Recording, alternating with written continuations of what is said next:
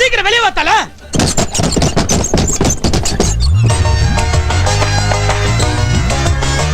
கறி கடை வந்திருக்கோம்.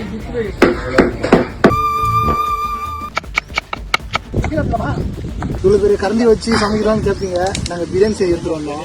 கரெக்டாக தொக்கு 26ல வந்து என் கூட ஒரு கேர்ள் இருப்பாங்க. ஒரு நீங்க தான் என்னோட இது அது போட்டது ஆண்டோ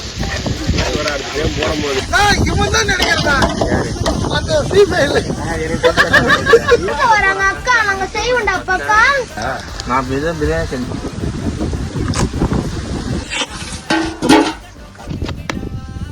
பிரியாணி சாப்பிட தரமாட்டேன்.